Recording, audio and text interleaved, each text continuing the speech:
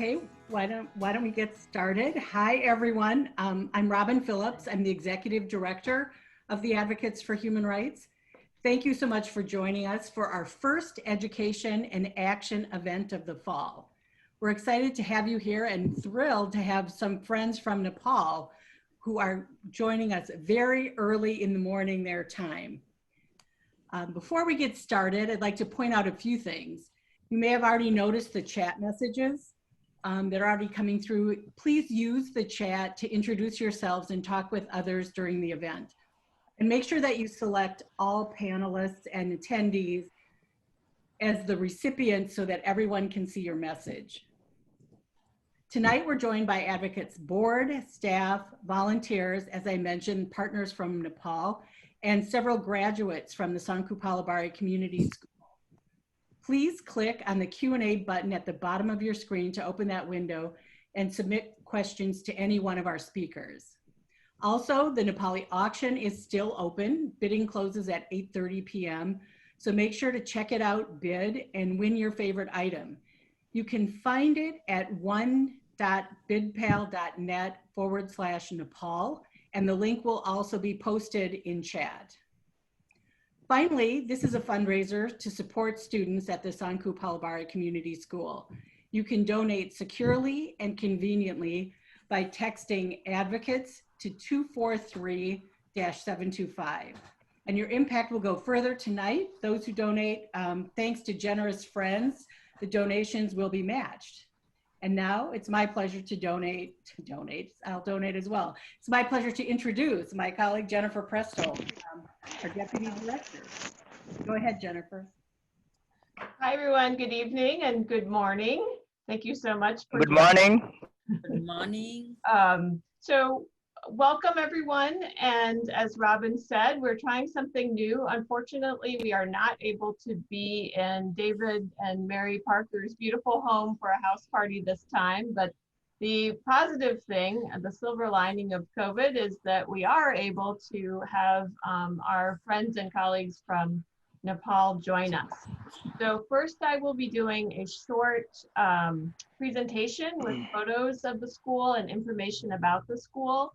And then we will have a question and answer. So please do introduce yourself in the chat, please also, or in the Q&A, and also give us your questions. We'd love this to be a very interactive dialogue. Although do keep in mind that for our friends in Nepal, it's 5:45 in the morning. So it's very, very early. So with that, let's get started with some information about the Sanku Palabari Community School. So my colleague Elizabeth will share the screen now. So this event we are calling The Right to Education, Changing Lives at the Sanku Palabari Community School in Nepal, because that's what's happening on the ground in Nepal. Sanku Palabari Community School, or SPCS, was founded in 1999 by the Advocates for Human Rights in conjunction with the local community to serve the children that were most at need in this one small community in Nepal. Next slide, please. To give you a little bit of background about child labor, the problem of child labor in Nepal, and the purpose of the school, which was to provide access to high quality education as a real alternative to child labor.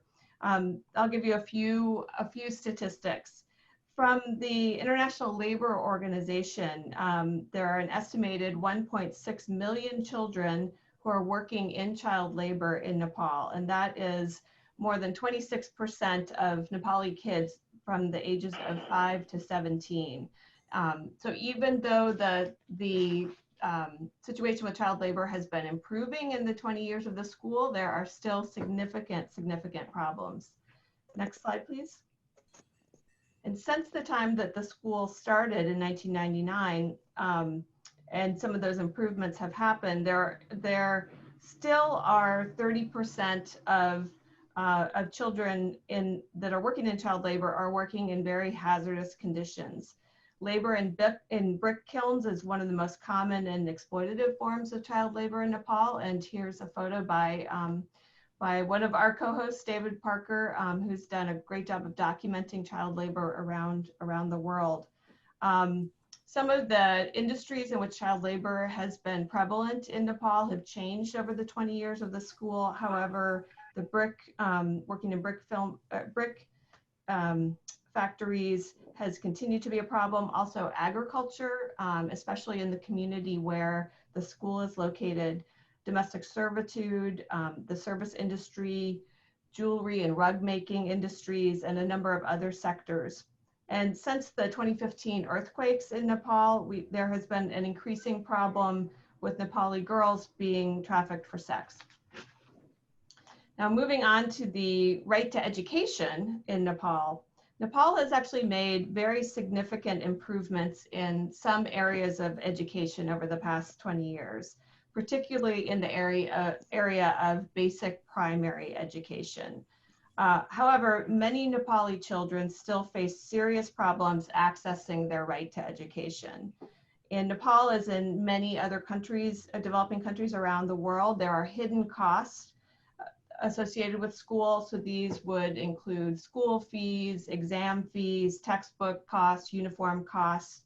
And these costs, even when school is compulsory and free, can be huge barriers that keep children from low-income families from being able to attend school. And that's been the situation for the students at the Sankur Palabari Community School. Next slide, please. So all of these are photos of kids from the school at different ages and different times. One of the things that I think that this particular school has done really well is addressing the gender barriers that continue to exist for girls, particularly in rural areas in Nepal. There has been progress in achieving gender parity in the primary education level in Nepal. But there continues to be a higher dropout rate for girls than boys. And one recent report from 2019 found that more than 80% of Nepali girls are out of school by the time they start of grade 11. So moving on to the next slide, I'll talk a little bit about the context. Probably many of you have been to the beautiful country of Nepal. But if you haven't, it is a landlocked country that lies between India, Tibet, and Bhutan and China, with Tibet being close on the northern border. And moving on, the school itself is in the rural Kathmandu Valley, east of the city of Kathmandu. So the northeastern part of the Kathmandu Valley. Kathmandu is the major city in Nepal and has continued to expand and expand.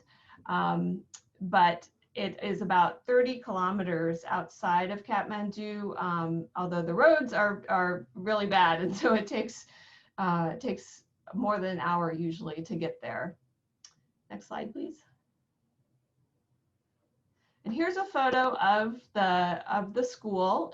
You can see that it's a beautiful, beautiful, peaceful valley. It is an agricultural valley, and if you look closely, you can see that it still is primarily agriculture that is done by hand.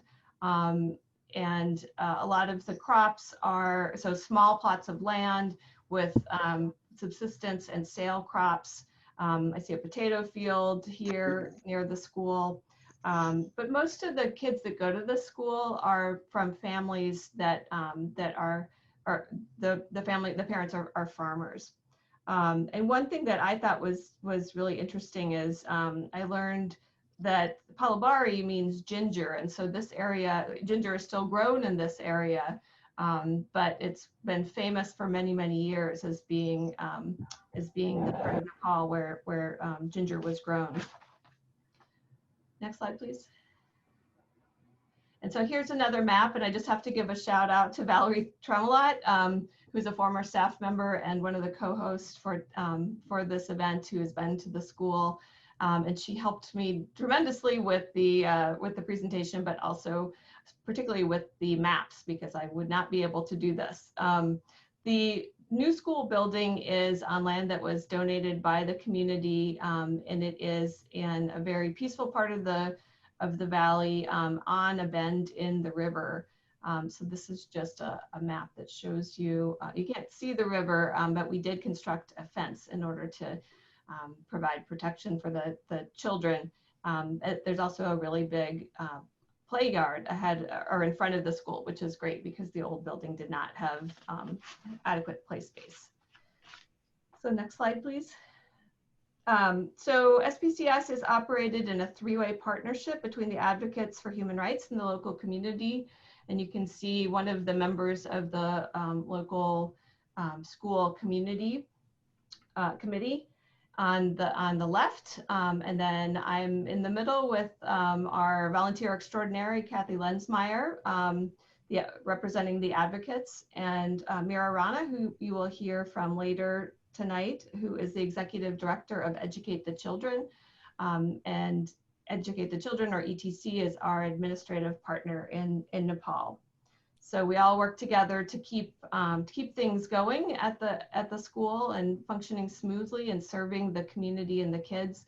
And we visit regularly in order to monitor progress at the school. So this photo is from just last December. We were able to do our last monitoring visit shortly before everything shut down for COVID. Next slide, please. So here's a photo of one of the lower grade classrooms. The school started in 1999 with only 50 students, and as we've added classes over the year, now serving pre-K through class 10, and there are currently 375 students in those classrooms. Full of energy, as you can see from the photo. One thing that's important to understand about the student body is that about 55% of the students are Janajati, which is the Nepali term for indigenous groups. And so some of them don't even speak Nepali at home. They speak Tamang or another indigenous language at home before. So part of the reason we added pre-K was to help with sort of the pre-literacy programs or pre-literacy skills for individuals, for kids like that. And another 7% are low caste Dalit. And so this is a photo that we took last December when we were visiting. I just thought it was brilliant that the math classes were using the demographics of the school to learn about different pie charts and other kinds of charting things. And another thing about the student body that we're really proud of is that 53% right now are girls, even in the middle and upper grades. And that's a huge accomplishment. The teachers deserve a ton of credit for going out when a girl was out of school for more than a few days. They'd go out and talk to the parents and encourage them. So we're really happy to see that gender parity throughout all of the grades. Next slide, please. Students come from throughout the area, from the town. This is a photo from the nearby town of Palabari, or village of Palabari. There's also the town of Sanku, which is a little bit bigger, but they come from way up in the mountains as well. So some of the students have to walk 1.5 hours each way to and from school. And this is just a photo of a walking school bus that's led by one of the teachers. Next slide, please. And here is our friend Anoop Pudel, who you will hear from shortly. He is the esteemed principal of the Palabari Community School, and here is a photo of him in his new office. Next slide, please. Here's a photo of the teachers, or some of the teachers at least, and I think they are a very impressive teaching staff. And I think for those of you who have experience with schools in the US, it's a little bit different there for the lower grades. At least there's one teacher for 25 to 30 kids. The upper grades, they do teach subjects and move between classrooms, but These are dedicated teachers that are working 7 a.m. to 5 or 6 p.m. most days. The school week is 6 days a week, almost year round. And so they are really putting in long days, and they're so dedicated to the kids. They really believe in these kids, and that they have what they need in order to succeed. They just need a little bit of support. And there are even some graduates who have come back to teach at the school. Next slide, please. So SPCS follows the Nepali curriculum, and so from the lower grades on up. I like this slide of these are I think this is the upper kindergarten, one of the kindergarten classes. But the sign on the back, in case you can't read it, says, "When you enter this room, consider yourself as one of the special members who enjoy learning." So I think they've done a great job with, decorating the classrooms for the lower primary grades with artwork by the kids, and really continuing to inspire and encourage the kids. Next slide. As I said, they follow the Nepali curriculum, although I've been really impressed to see how similar some of the education, even though they don't have the resources and materials that my own kids have had, to see them doing the same kind of work. And so you can see at the top of the photo, there's some algebra going on, as well as I learned a little bit about the Sino-Nepalese War. I didn't know much about the war with China before this visit, but that's from the history class. Next slide. And one thing that's unique about the school is that human rights there are human rights components that are included in the social studies curriculum. Here's just a few books from the library. And next slide. And English is an important part of the school as well. Kids start learning English from pre-K on up, and here's the welcoming photo from the lower kindergarten class. Students at SPCS receive an entirely free education. All of the costs are covered for the students, and that includes their textbooks, their uniforms. You can see they also have ID tags, test fees, health checks, and everything that they need to succeed. So we're trying to remove those barriers that have kept out of school kids in this community out of school and in child labor. Next slide, please. SPCS also does a great job of extracurricular activities, and those are also included at no cost for the children. Recently, within the past couple of years, they've added Scouts, so scouting programs for those of you who have participated in the US and Girl Scouts or Boy Scouts. They do intramural sports. They have drawing competitions, debate competitions, poetry competitions, and do field trips. And for some of these kids, it's out of the field trips outside of the Kathmandu Valley are the first time that they've ever traveled so far from home. This is a photo that was shared on the school's Facebook page last year. And what they're doing is they're celebrating National Children's Day, which in Nepal is celebrated on September 14th. So just yesterday was Happy Children's Day. But that's the day that Nepal ratified the International Covenant on the Rights of the Child. Next slide, please. So here's a photo of some of the younger kids with one of their teachers.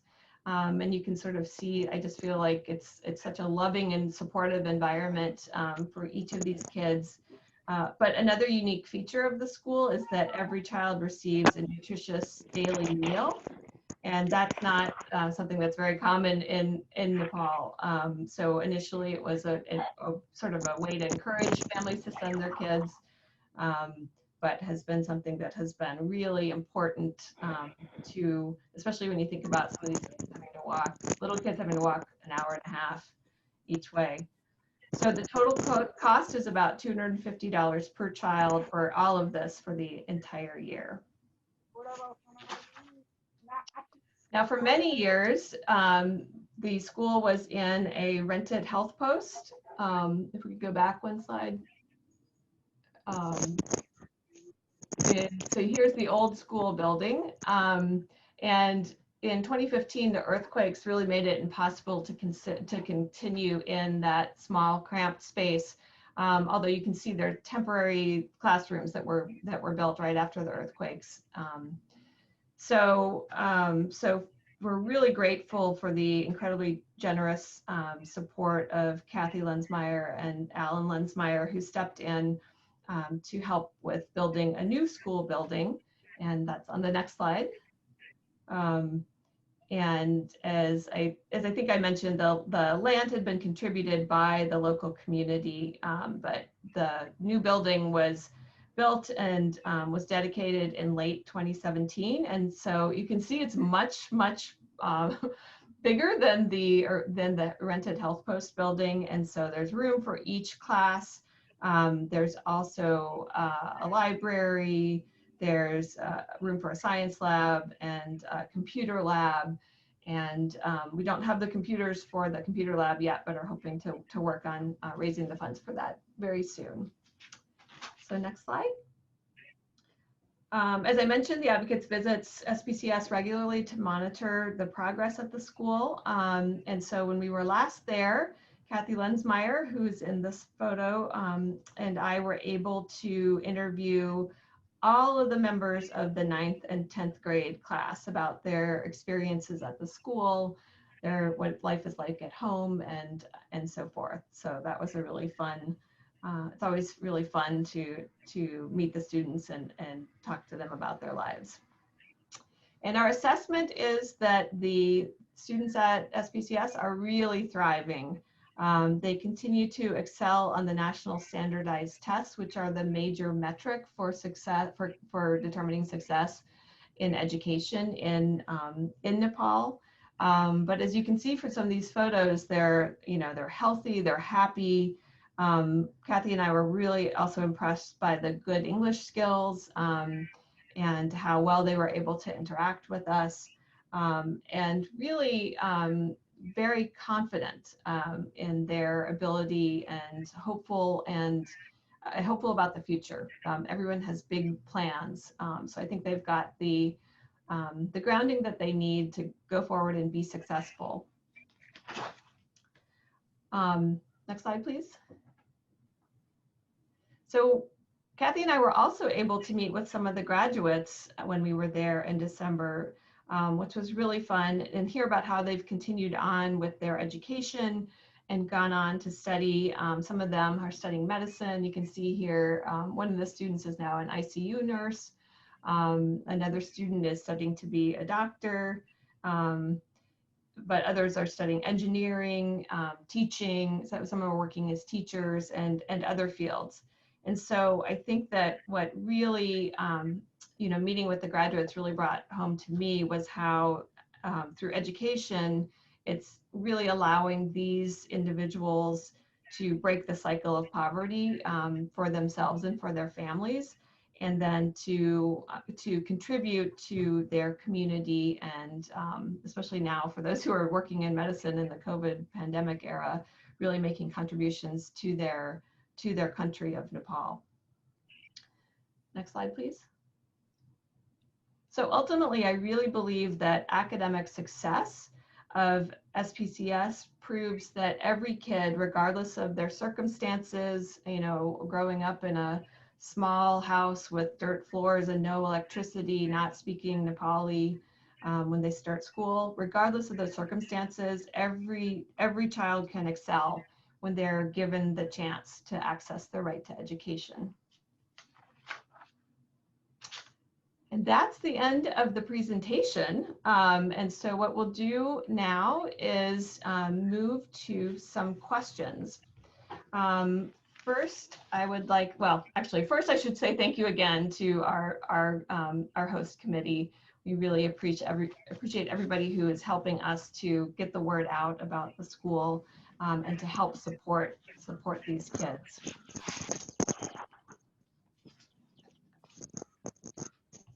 Okay, great. And then let's see. Okay, so here we are with our Q&A. So I'm going to start with I'll introduce a couple of the panelists first.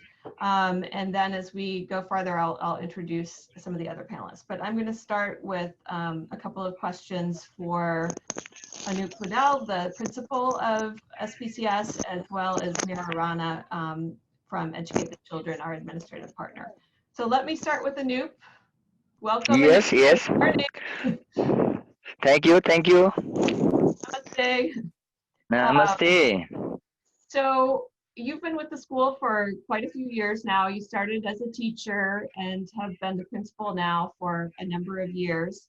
But the school started very small with only 50 or so students at the very young age, or very young grades, kindergarten and so forth.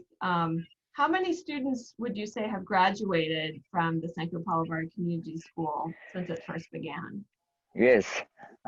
Since 19 years, I'm at SPCS as being first. I joined SPCS as being a teacher, and right now, from 11 years, I'm here as a principal. And since the beginning of this school, we started from very late student from 20 students. We start our school, and we start to give SLC, school living certificate, that we said here as a graduate from SPCS. We start from 2008 to 2019. Altogether, more than 210 students were graduated from SPCS. Thank you. Can you say that number again? Yes, more than 210 students were graduated from SPCS. Yeah, so more than 200 have gone up from the very young And among them, and I just today also we called to Kansi Maya Waiba. She was the first batch of our graduate, and she is doing preparing for PhD. So yeah, the first female graduate is now working on the PhD. So Yes, Kansi Maya and Kumar Gising also was our first graduates. Yeah. Okay, so I actually, I see in the chat that David Parker who has been involved with the school from the very beginning, reminded me that it was actually fewer than 50 students. It was only about 8 the first year. But I also neglected to introduce David. David had a few words to say before we go into the Q&A. So sorry about that, David. If I can give you the microphone next. Thank you. All right, not a problem. So, David, good morning, David. Good morning, Anoop, and all of our friends in Sanku. We're glad you could join us, and those from Minneapolis and elsewhere in the U.S.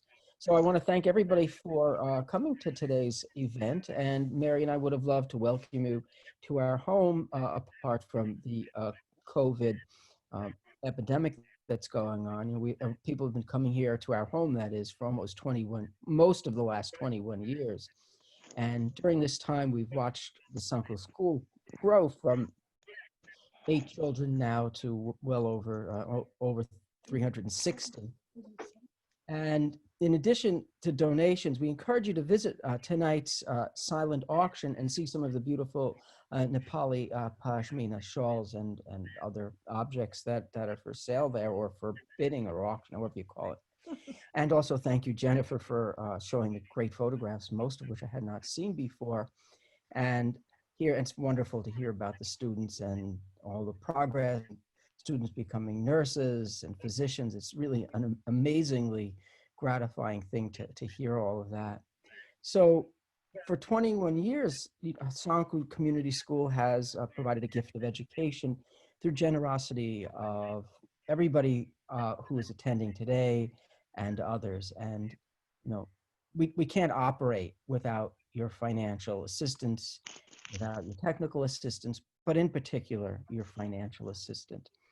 And without the opportunity that Sanku offers, I want to emphasize in particular, because Jennifer showed a photograph, in a neighboring community of Bhaktapur, which you may recall on the map, is extremely close to Sanku. there are dozens, actually 65 brick kilns to be exact, since we did a census of them a few days ago. And children work in virtually every single one of those kilns, and the work there is extremely dangerous. So we can be pretty sure that the education we're providing helps keep kids out of those kilns. And an education, your support of $250 supplies an education for a child for an entire year. That's 70 cents, just a little about 70 cents a day or so, and a daily meal and extracurricular activities. And even more important, if you can afford it, we'd love to have you promise or pledge to support one child through their entire education over their entire academic career at Sanku. And or if you can't afford $250, you can help us with a health camp for $100 or for 6 students, or school supplies for 3 students for $50 per year. Again, we rely on your donations, large and small, and every donation that you make helps make a difference. And best of all, every gift will be multiplied tonight due to the generous matching gifts we have received. And we hope, our goal is $21,000 for tonight's event. And that will pay tuition for 84 students. So please help us reach that goal. Making a donation is simple. Just text advocates to 243-725. I don't know how that works on your phone. Maybe somebody can fill in the details. It is in the chat to make it easier. It's in the chat as well. It's in the chat. Okay. Try it right now. And don't forget to check out the auction items. These are closing at 8:30 tonight. And after you have donated or bid on an auction item, you may have some questions for Jennifer, the headmaster, or some of our graduates. So thank you very much for your support being here tonight. And I'll turn over the mic to Jennifer. All right, thanks a lot. And apologies again I was so excited to start with the questions. But really appreciate that, David. Okay, so let's go back to the questions. We've had a lot of questions over the past 6 months about what's happening in Nepal with the COVID-19 pandemic. So Mira Rana from Educate the Children works not only with us and with SPCS, but with schools in other parts of the country as well. Can you tell us a little bit about what's been going on in Nepal with COVID-19 and how that's impacted education? Thank you, Jennifer. Namaste, everybody. Let me give first recent news. Just for 35 minutes ago, we felt earthquake. Oh no! 6 Richter scale. It's a big, not a very small. Yeah, it's a big. Just now, I'm little bit nervous with that. Yeah. With the just 45 minutes, 35 minutes, not yeah. Oh. Okay, Jennifer, thank you for the questions. As it's a whole world is in the pandemic, Nepal is, before the COVID also, we were a kind of pandemic always, but now we are, but now because of the pandemic, Nepal life is very difficult because of this corona. Many people are losing their job. Their job and all the schools are closed, and nearly now in Nepal, nearly 80,000 people are infected, and 380 people are died from the corona, and Kathmandu is the most vulnerable area for corona these days. And after Kathmandu, there are some part of the Tarai, they are vulnerable, like Parsa and Sunsari, Morang, like that, and Kailali, like that. But the Kathmandu is most vulnerable. And every day we have now is more than 1,000 corona infected cases are finding here. Just yesterday, 1,500 corona cases. It was the maximum number of the corona. And it's very difficult life here in Nepal, and Many parts of the country are still in lockdown. Even though government says it's lockdown open, it's a partially open. And that transportation is not fully open, is still like odd and even number, one day odd and one day even number. And all the trade are and all the tourism business is to Yeah, international visitors are no yeah, not longer in good, allowed. yeah, yeah, Yeah. yeah. Okay. Well, thank you. I know that things are very challenging. Very, very challenging. Yeah, and I know that ETC works in the Tarai, which is in the remote areas, but that Kathmandu area is the area where there's a lot of problems. One thing I have read is that there are a lot of concerns about child labor increasing because of the pandemic. But Anoop, can you tell us a little bit about how you and the teachers at SPCS have been how you have helped students with continuing to learn during this pandemic? That Okay, actually, that Anup, okay, please. thank, Anupji, okay, ma'am. I will tell you. Thank you, Jennifer, for your question. And in this time of pandemic, our school is also closed like other, and we don't have physical classes at school since this academic year, since May, and to give education access to our children in this pandemic situation, I, as a headmaster of SPCS, and my teachers team are doing a lot of homework at the school, sometimes at the school, sometimes at our home, and how to continue the teaching learning activities to our students. We have already distributed all the stationaries, copies and books to our students, and continue our teaching and learning activities through we are following the virtual way. However, all the team the students and parents, they do not have the access of internet. For them, our teachers are also very doing energetically, doing who some students who do not have access to internet.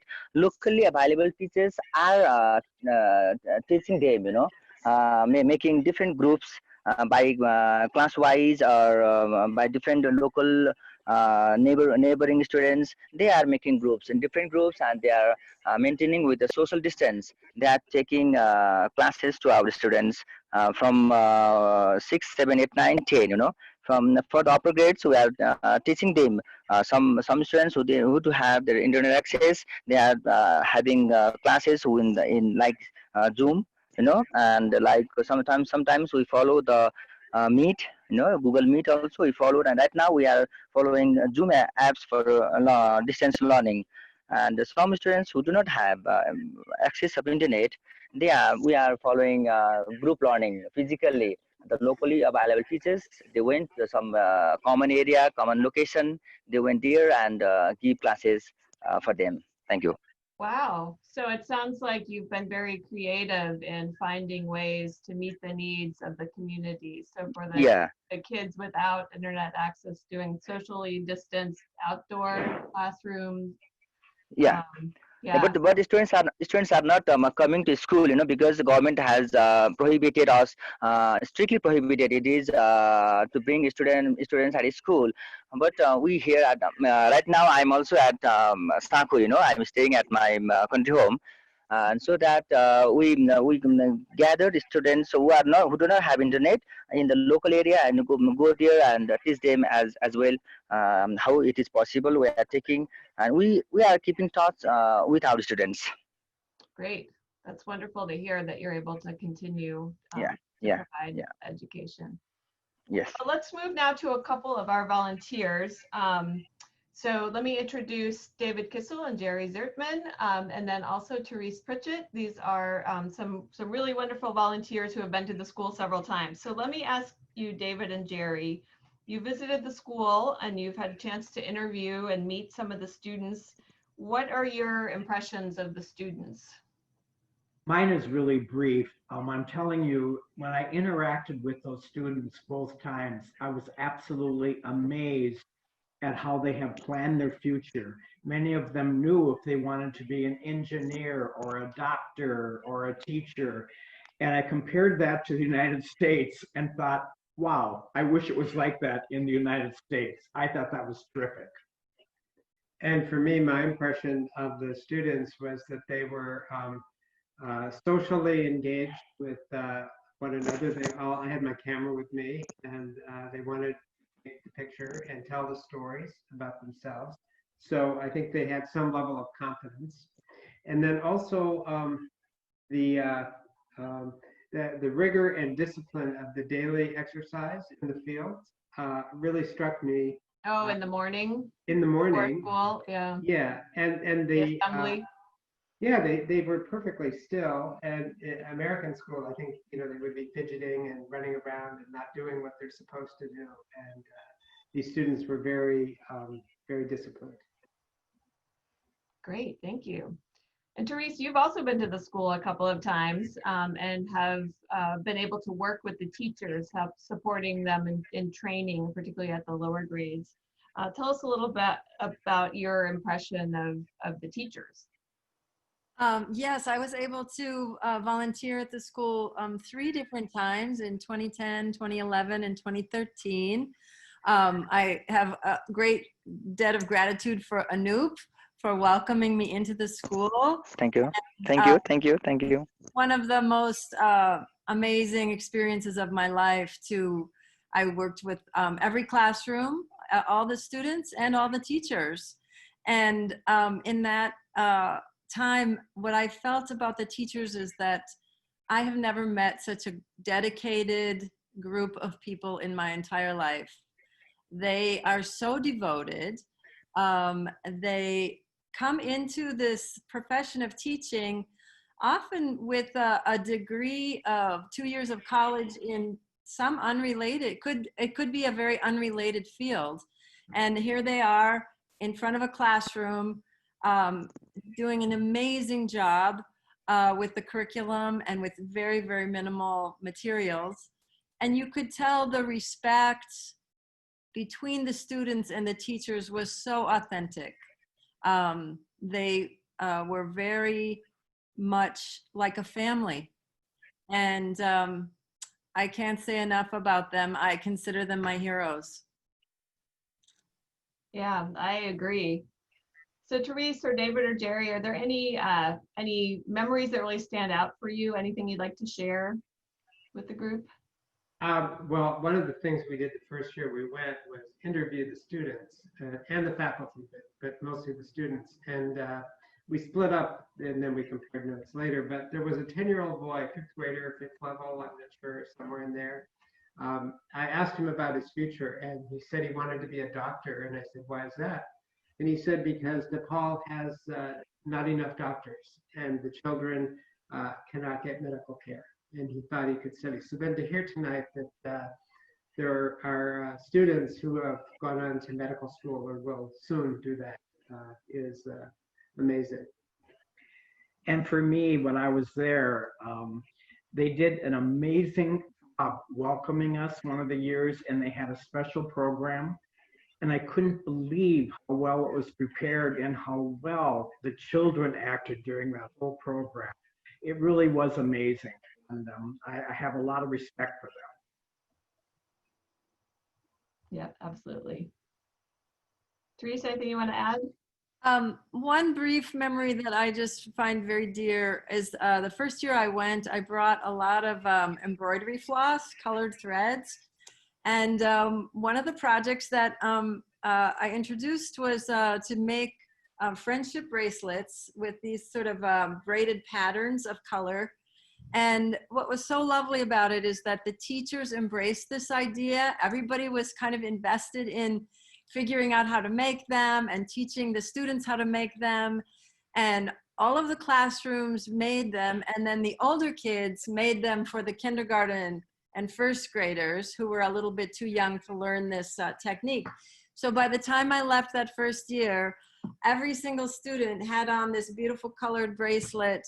And it just felt like this wonderful kind of a group solidarity that, that really came alive through this very simple project. That's great.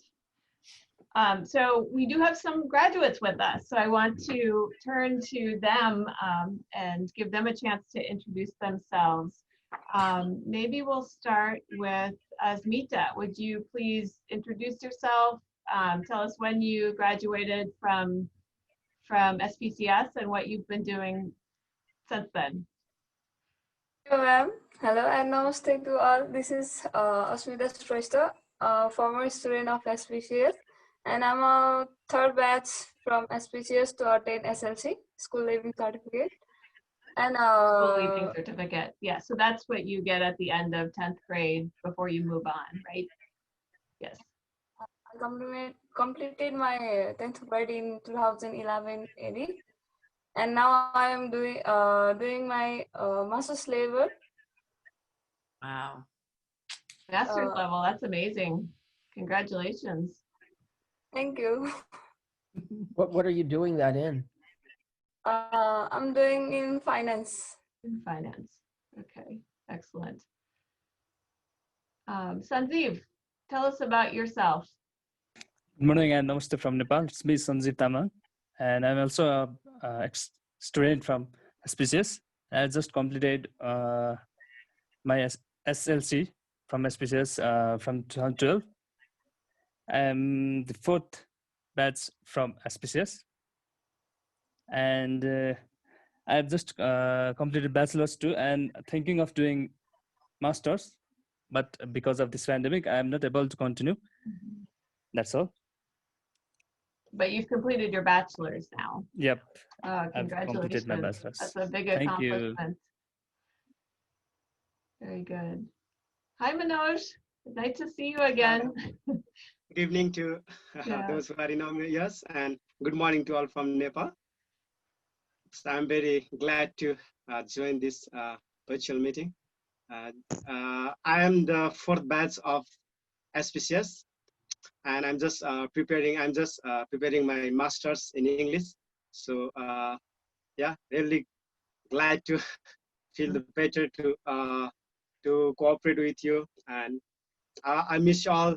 And whenever I remember the SPSS, I give nostalgic to my childhood, and I really miss Mr. Anup, headmaster of the SPCS. I really miss, and I spend a lot of memorable time with the SPCS.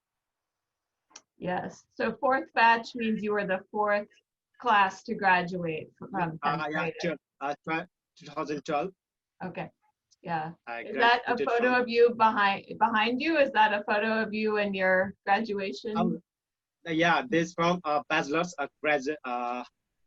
bachelor degree. Your bachelor's degree. And I'm just preparing for the big photo. Yeah, for the master's.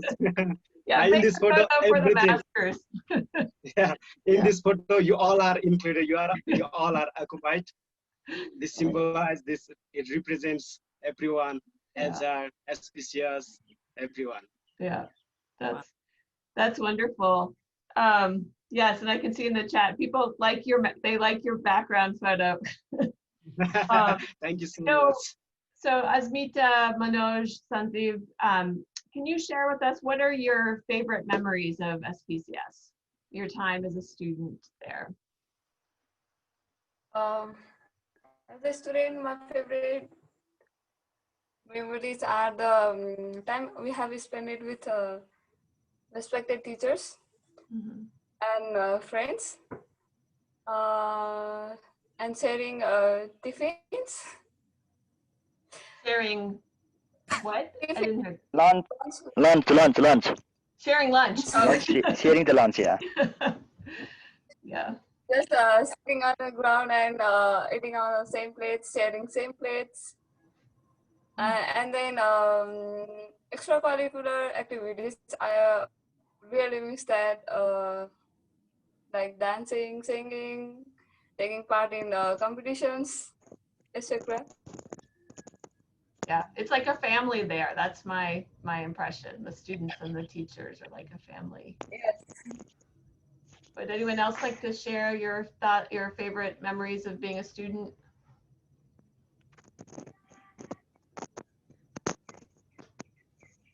So every moment were memorable, and actually, I love to have the involved in extra activities, and so I missed the programs, everything we used to organize in the schools, and yeah, that's all are the memorable things So like for the me. cultural programs and Yeah, then cultural the program competitions and things.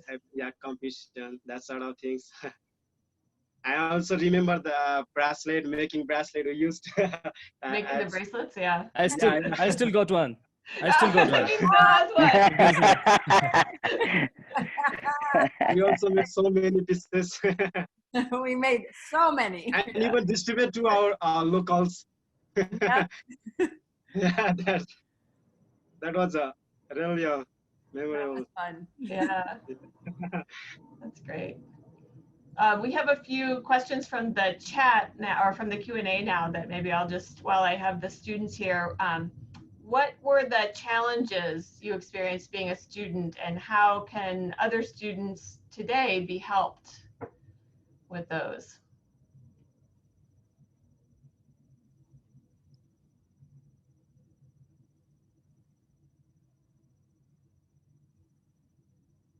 Did you understand the question? Or do you want to think about it a little bit?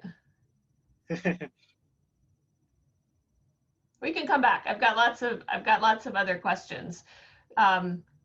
So let me go back to Mira Rana for a minute, and just ask about SPCS is a community school, so the local community is involved. Can you tell us, how does the local community support the school? Oh, yeah, actually, local community has supported a lot in the past years, but when this pandemic started, this corona, they are helping in different way. Actually, they are sending their children to study. If they don't, mostly as principal has already mentioned there, and most of the people, children, they don't have that access of the phone or computer, and they send their children to local neighbors home to study there, and they and that and in the school, and currently because of the pandemic they cannot do anything, but they can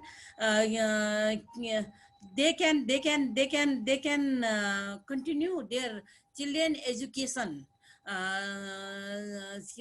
through the different way, from the, because school has already provided the books, and the books and necessary materials, and they are using that. Children and parents are very alert. I mean, their children are studying or not, and they are if their children have some problem to study, and they talk to the teachers like that. In this way now they are helping, and directly they cannot go to the I mean that they cannot help to the school right now, like before. I'm doing that these days, actually, as you know, and in the whole world, and not only in Nepal, and the entire schools are closed, and in Nepal entire schools are closed, and only 29% children are getting facility of the this virtual classes, but out of that also only 15% are using that. And in this condition, we need to feel proud, at least in our school, in our Sakhu Palwari community school. our dedicated teachers, principal like Anup, they are continuing in this such a difficult situation. We need to be proud in and that the children are getting help. And right now, just the community, I don't know. I don't have answer of that question. How to, okay. at least they are helping their children to learn in different way. Yeah. Okay. Now the Thank you. I think so. Yeah. Thank you. Yeah. We're getting short on time, so let me go back to Anoop. But yeah, that is the nutrition is a really important thing. The children receive a daily meal. The broader nutrition programs are administered through the community, through the ward, is my understanding. So we don't provide nutrition services for the family, but there are health classes, correct, Anoop? You want to talk a little bit about, I have two health-related questions. We have one question about the graduates who are working in the field of healthcare, nurses and doctors. Are they in Nepal, or have they left Nepal? And then the second question is, can you talk about the health, how you teach health at SPCS? Pardon, please. So we'll take the questions one at a time. The first question for the graduates who are working as nurses and doctors, are they in Nepal, or have they left Nepal? Are they working outside of Nepal? Yeah, most of our students have already serving as nursing in different hospitals, and they are right now, right now in Nepal, and one or two students who were already be nurse, they went to, international. That is, they went to Australia, Australia. And because once when they got married and they went to their to Australia as a nurse, and the graduate who is serving here in Nepal as a nurse, they are also supporting us in our school, that if we have some problem having our students and also students family as well, I call them and go to their home and give them suggestions about the COVID-19 and how to be free and how to be safe and like this. Our young students and our graduates, who are nurse right now, they are very supportive to us, to our children and families as well. Yeah, so students that are now nurses, have they come back to the school to talk to the kids about? Two time, I do have a lot of meetings with my teachers, and during that meeting I called to nurse our ex-graduates who are nurse, and who are serving different hospitals, and I invite them in our meeting as well, and they suggest us to do these sort of activities if we can suggest to our teachers and students and the families about the COVID, how to be safe from COVID, and they suggest us, and they are attending our different meetings as well, and so that they are serving us.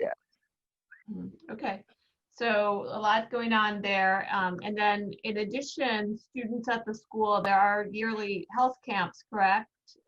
Dental and immunizations. Yeah, I'm talking with this year we do have a health camp, dental health camp this time.